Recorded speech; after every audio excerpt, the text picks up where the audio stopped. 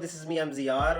Students, आज जो है वो मैं वैसे तो मेरे लेक्चर्स जो हैं वो शॉर्ट्स के अलावा वैसे मैं खुद नहीं आता, लेकिन आज मैं एक छोटा सा टॉपिक एक्सप्लेन करना चाह रहा हूँ जो कि बहुत ज़्यादा स्टूडेंट्स के लिए प्रॉब्लम क्रिएट कर रहा होता है। तो उसको आई होप आप अगर लेक्चर को गौर से सुनेंगे तो आपके बहुत सी प्रॉब्लम्स सॉल्व हो जाएंगी। मे बी इस पॉइंट से आप काफ़ी हद तक इंटीग्रेशन को कवर कर लेंगे और इंटीग्रेशन आपके लिए आसान हो जाएगी। सेकेंड ईयर में बहुत से स्टूडेंट्स के लिए प्रॉब्लम है डेरिवेशन और इंटीग्रेशन, तो ये उसके लिए बड़ा बेस्ट है। तो ज़रा सुनिएगा, आपने अपने टीचर्स के कॉन्सेप्ट को 1 मिनट के लिए, वो भी करेक्ट ही है, लेकिन आपने 1 मिनट के लिए उसको साइड पे करके मेरी बात को गौर से सुनना है। तो बेसिकली जब भी हम क्लास में एक बात पढ़ रहे होते हैं तो हमने ये देखा कि जब इंटीग्रेशन और साइन है इनमें इन्वर्स रिलेशन है, मतलब ये एक दूसरे के ऑपोजिट है।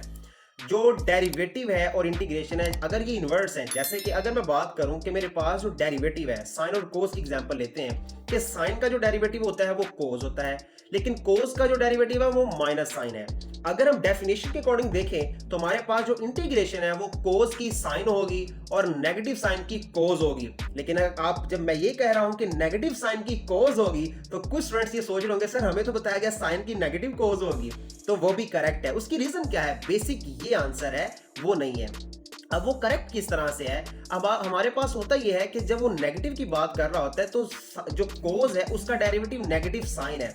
क्योंकि क्वेश्चंस में नेगेटिव मौजूद नहीं होता तो टीचर बजाय उसके नेगेटिव साइन को उसके इंटरनल और उसके बाहर लगाने की बजाय वो स्टूडेंट्स को ये बता देते हैं कि जो साइन है उसकी इंटीग्रेशन जो है वो कोस है, ऐसा नहीं है, नेगेटिव कोस है, ऐसा नहीं है। बेसिकली वो नेगेटिव साइन ही बनाना चाहिए हमें, उसके behind the scene negative sign होगा। जैसे कि अब हुआ किस तरह से है कि हमारे पास जो साइन फंक्शन है, फॉर एग्जांपल हमें फाइंड आउट करनी है इंटीग्रेशन साइन की, तो इंटीग्रेशन जो साइन की हम कंप्लीट करेंगे वो माइनस यूज करेंगे इसके साथ और माइनस लगाएंगे बाहर। अब ये डेरिवेटिव बन गया है कोस का, लेकिन जो साथ बाहर माइनस है वो कोस के साथ आ जाएगा। तो इस स्टेप को टीचर खत्म करके डायरेक्ट बता रहे होते हैं कि जो साइन की इंटीग्रेशन है वो नेगेटिव कोस होगी।